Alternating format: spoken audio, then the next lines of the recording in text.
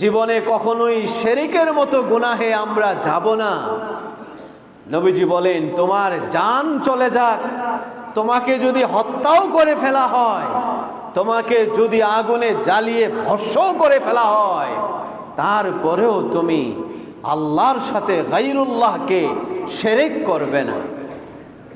আল্লাহ তাআলা আমাদেরকে শিরক মুক্ত ঈমান নসিব করুন।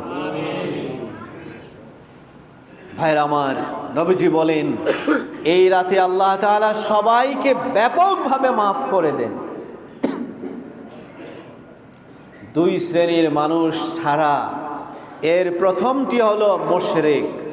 মুশরিককে আল্লাহ তাআলা মাফ করেন না। দ্বিতীয় হলো আও মুশাহিন, যার হৃদয়টাতে বিদ্বেষ লালন করে, যেই মানুষটা হৃদয়ের ভিতরে হিংসার বিদ্বেষ নিয়ে চলাফেরা করে, এমন ভালো মানুষ সমাজে আছে কিনা? চিন্তা ভাবনায় 24 আওয়ার্স তার শুধু প্ল্যানিংই থাকে, কিভাবে আরেকজনকে, তার কলিগ, সহকর্মী, আশেপাশের মানুষ, ভাই ব্রাদার, আপনজন যারাই আছে, তাদেরকে কিভাবে বিপদে ফেলানো যায়, ক্ষতি করা যায়, একটা সমস্যায় কিভাবে তাকে জর্জরিত করা যায়, এই ধরনের হিংসাত্মক বিদ্বেষমূলক মন মানসিকতা নিয়ে চলাফেরা করা এরকম নরপিশাচ, এরকম নিকৃষ্ট মানুষ নামে নিকৃষ্ট প্রাণী আছে কিনা বলে? সব ক্ষেত্রেই আছে, সব জায়গাতেই কম বেশি আছে। আল্লাহ তাআলা যেই রাতে সবাইকে মাফ করলেন, করে দেন, কিন্তু রব্বুল আলামিন এই হিংসাত্মক মনোভাব, বিদ্বেষ, মানুষকে ক্ষতি করার মেন্টালিটি নিয়ে যারা চলাফেরা করে, আল্লাহ তাআলা তাদেরকে মাফ করেন না, করেন না, করেন না। এই জন্য বাবারা আমার, জীবনে আর যাই করেন তওবা করবেন, আমি যেন, এবং সিদ্ধান্ত গ্রহণ করবেন, আমার চরম ক্ষতি হলেও আমার দ্বারা যেন আল্লাহর কোন সৃষ্টি যেন ন্যূনতম ক্ষতির যেন শিকার না হয়, আমি যেন কোনো মানুষের ক্ষতির কারণ যেন না হই। অত্যন্ত ভয়ঙ্কর বিষয়। এই হৃদয়টাতে যদি এই ধরনের মানসিকতা নিয়ে চলাফেরা করেন, এই বিষয়টা শুধুমাত্র কবিরা গুনাহই নয়।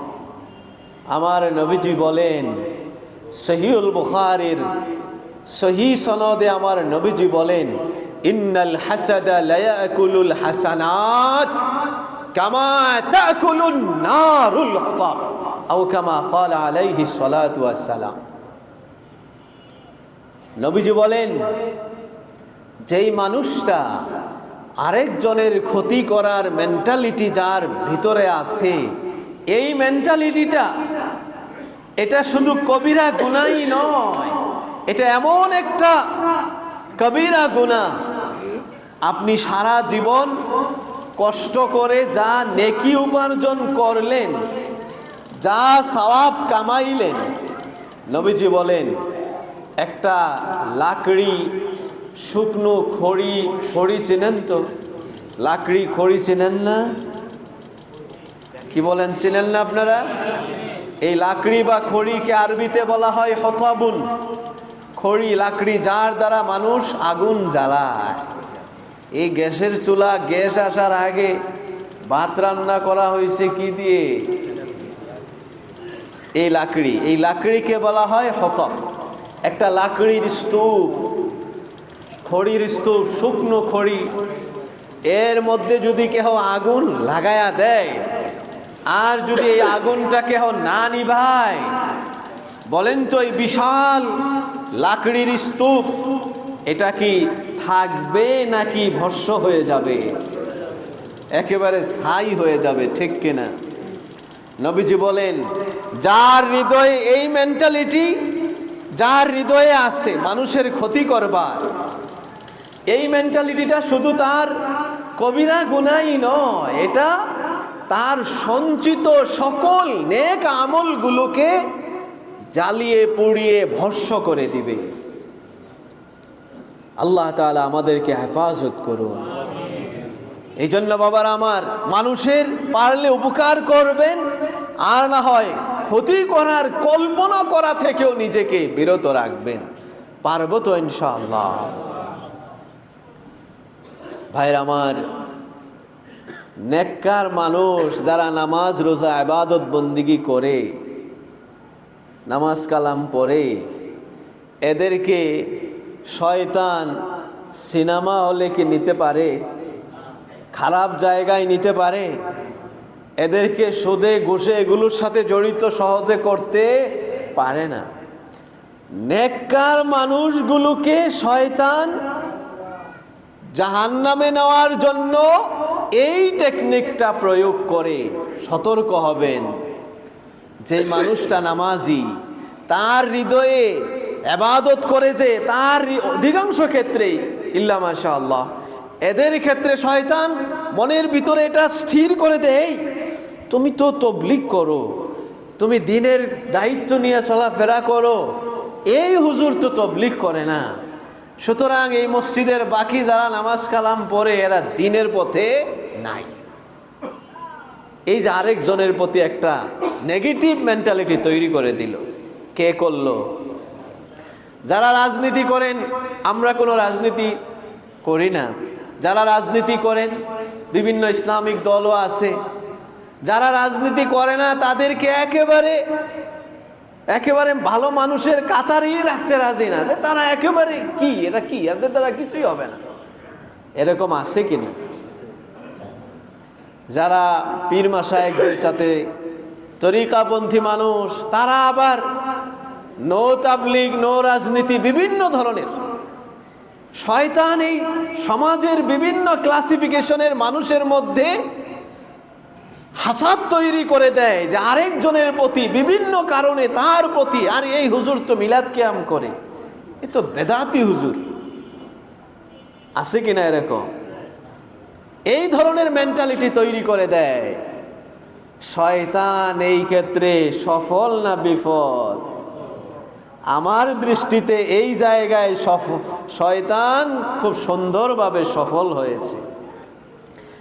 আপনার ভিতরে এই, আপনি ভালো পথে চলছেন তো, আপনার হৃদয়ে আরেকজনের প্রতি একটা খারাপ ধারণা তৈরি করে দিবে এবং একটা বিদ্বেষমূলক একটা মেন্টালিটি তৈরি করে দিবে। আর কিছু পারুক না পারুক, আপনার ভিতরে এটা স্থান দিবে, যেই বাড়িটার পিছনে তুমি এত টাকা খরচ করলা, এত কিছু করলা, সে দেখছো তোমার সাথে এই কাজটা করতে পারলো, কথা তো ঠিক, সুতরাং আজ থেকে আমি আর এই ভাইয়ের উপকারে আর আমি নাই। এরকম মেন্টালিটি আমাদের ভিতরে শয়তান কাজ করে কিনা? শয়তান কিন্তু সফল হয়ে যাচ্ছে, ব্যর্থ হয়ে যাচ্ছি আমরা। এজন্য সতর্ক থাকতে হবে। আল্লাহ তাআলা কোরআনে কত সুন্দরভাবে বলেছেন, মুমিন যারা, তারা আল্লাহর কাছে দোয়া করে বলে, ওয়ালা তাজআল ফি কুলুবিনা গিল্লাল লিল্লাযিনা আমানু। মুমিন আল্লাহর কাছে দোয়া করে, আমরাও এই দোয়াটা করব, সবাই এই দোয়াটা করবেন। শয়তানকে ব্যর্থ করবার এক মহা দোয়া আল্লাহ তাআলা নিজে কোরআনে শিক্ষা দিয়েছেন। তোমরা বলবে, ওয়ালা তাজআল ফি কুলুবিনা গিল্লান লিল্লাযিনা আমানু, হে আল্লাহ, কোন মুমিনের প্রতি যেন আমার হৃদয়ে কোনো গিল, কোনো হিংসা বিদ্বেষ যেন আমার হৃদয়ে যেন স্থান না পায়। আল্লাহ তাআলা আমাদেরকে তৌফিক দান করুন। ভাইয়ের আমার, এই রাতটাতে, এই লাইলাতুন নিসফি মিন শাবানের রাতে আমরা ইনশাআল্লাহ সারাটা রাত ইবাদত বন্দেগী করার সর্বোচ্চ চেষ্টা করতে পারবো তো ইনশাআল্লাহ? এই রাতে নবীজি বলেন, রাতটা ইবাদতে কাটায়া দিবা, দিনের বেলা সিয়াম রোজা পালন করবে তোমরা। এই বিধান, নবীজির এই আদেশ আমরা পালন করতে রাজি আছি তো ইনশাআল্লাহ? কে কে রাজি? আল্লাহ তাআলা কবুল করুন। ভাইরা আমার, আমি প্রায়ই বলি, ইবাদতের সময় যখন আসে, মানুষ যখন আল্লাহর নৈকট্যভাজন হবে, এই মুহূর্তগুলো আসলে একজনের শরীরে আগুন লাগা যায়। কার শরীরে আগুন লাগে? কার? আপনারা তো শত্রু ভালো করেই চেনেন, মিস্টার ইবলিশ।